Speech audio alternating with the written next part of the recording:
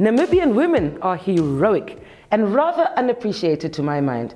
The queens that keep this nation's soul might just be our only redeeming quality. This week, the nation celebrated an everyday hero, Tulonga Neputa, whose maternalistic instincts kicked in when she came upon an accident and did what she could to relieve the pain and suffering of baby Dexy. Check this out. Let me go get the baby.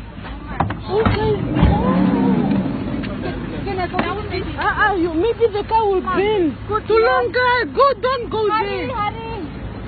Please hurry, the car is going to go. Tulonga, Tulonga, where is she running to?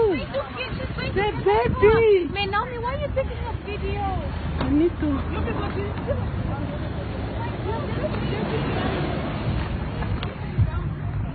Oh, Tulonga took the baby. Oh my goodness. No, the car can bend. Tulonga. It's the baby. I took man. Oh my. Tulonga's heroism inspired me too much. I had to meet her. We were going to the state-owned enterprises sports games, and this time they were hosted in Walvis Bay. So we were driving from Windhoek towards Okahanja just before Osona base, and we just encountered an accident. It was a very, very ugly accident. The two cars, I can't recall or say that it was a head-on collision. I don't exactly know what happened, but at that point when we arrived at the scene, it was dusty. There was smoke coming out of the car, and as we were driving just past the bakkie, I saw a baby lying on the ground, and the baby was crying really bad. And so the bus driver stopped and he said, "Oh, somebody must go get the baby." And I said, I'm going to get the baby. My colleagues were very, very scared. They felt that there was smoke coming out. Maybe that car can just, burst into flames. And I just decided I'm gonna go get the baby. So that motherly instinct of the baby crying on the ground and that vulnerability of the child, that I guess it's just that motherly instinct that really kicked in. And I just ran and went to fetch the baby. He hugged me, he cried. I didn't know whether at that point what has exactly happened. He really cried, the baby was crying. And I got him into a combi.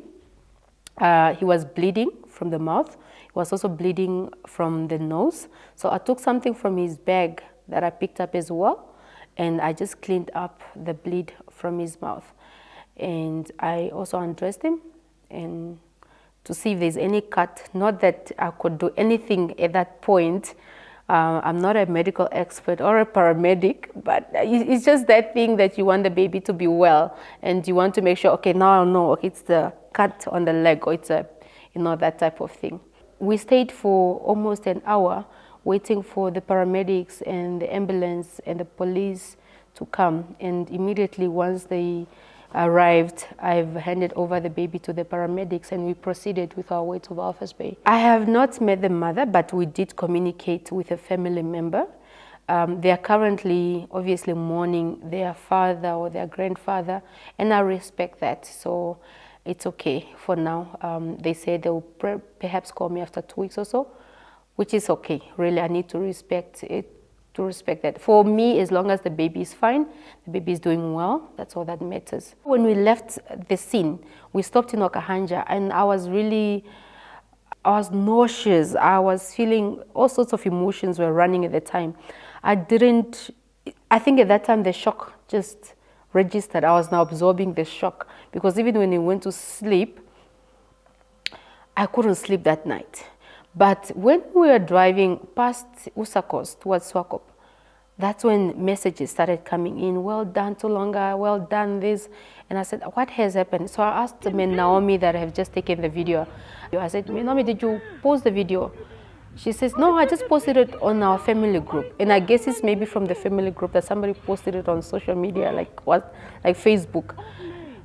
And so the messages started coming in, the calls started coming in, and I said, wow, okay. But I didn't know it went internationally. That was, for me, that was really something else. I got messages coming in through Messenger, Facebook Messenger, and people congratulating me as far as Dubai, as far as United Kingdom, as far as countries that I don't even know of their names. A country like Mona, a country like, is it Mona or Oman? I don't know the names. Argentina. So I said, wow, you know, South Carolina, New York, all those people. I said, did this thing went that far? The experience has been overwhelming. I'm a private person, and the messages, the calls, the media wanting to interview me and all that, it has been overwhelming. It has been very, very much overwhelming. We have the best road in Africa, for that matter. So it's not necessarily to say it's the quality of the road. I think it's more of the attitude of our people that are making use of the road. We need to be very careful when we drive. We need to be cognizant of the next person, because when an accident happens, it kills 1 or 2 people. Like in this case, it were 5 people that died on the spot, body parts scattered all over. That is somebody's father, that is somebody's wife, that's somebody's sister. That you've taken somebody's life.